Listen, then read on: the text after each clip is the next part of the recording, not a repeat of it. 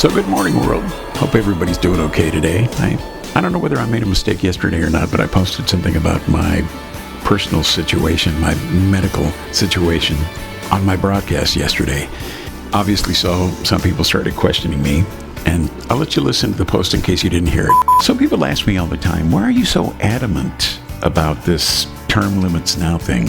Why are you so adamant about changing things? And I tell them, well, if you really must know, it's because I'm dying. And in the long scheme of things, we're all dying. But I may just happen to get there along faster than you will. In my late 60s, I suffer from diabetes, high blood pressure, stage 3 going on stage 4 kidney disease. I have cirrhosis of the liver. And I've developed now what my doctors tell me is an acute infection in my bladder, which on any given day can become fatal. So you see what my urgency is. Until that day happens, until the day that I take my last breath, about the only thing that I can do is produce this content. Let people know where I went wrong, the things that I did wrong, the things that this world is doing wrong, and the things that everyone needs to have urgency about changing. Because if not, my friends, sooner than later, you'll be dying from the same things too. Now you know my plight. The only reason I posted that was not so that anybody would send. I'm not asking anybody for money. I'm not asking anybody to feel sorry for me. The reason that I do that is because I'm a content creator, and this is what I'm living right now in real life. And this is what millions of others are living right now in real life as well. And I think everybody needs to realize that time is the only thing we really have. And that some of us have a lot less time than others remaining here on this plane. So we need to try to do whatever we can to make things better for all of us. That's pretty much it in a nutshell. You know what amazes me? We were given this great gift of knowledge to be able to know the difference between right and wrong. And yet still we look the other way, because there are those out there who make wrong taste so good. They make doing wrong feel so good. They make being wrong so easy for us that we just keep eating, keep doing the wrong thing without even thinking that doing those things are continuing to make us sick, and that eventually as we get older, the quality of our lives is going to be horrible. I'll give you a perfect analogy. It's like that saying, robbing Peter to pay Paul.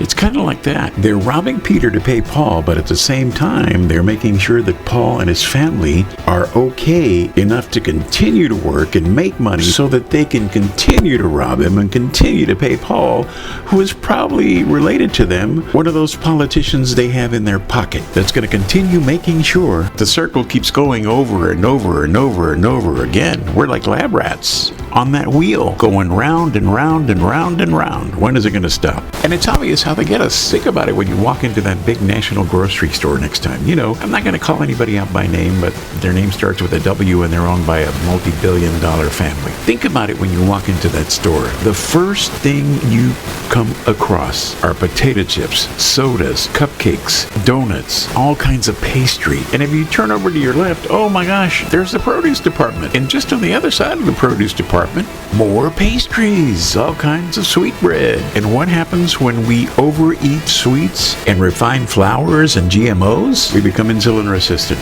Listen to this doctor talking about that. What percentage of the United States adult population do you think has insulin resistance? 50, 80, 93%.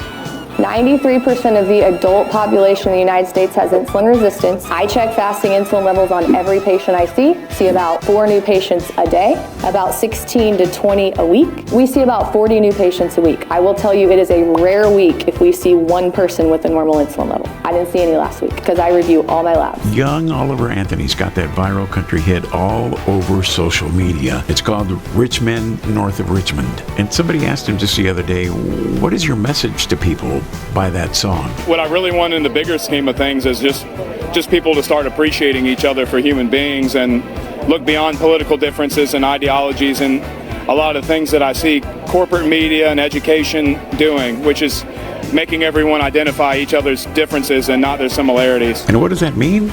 It means we've got to band together to make things happen now. Because if not, years from now, we're still going to be here. Poor, sick, fat, and still working for the benefit of the rich. And that has got to change. Term limits now. I'm Ray, and that's the truth in 5.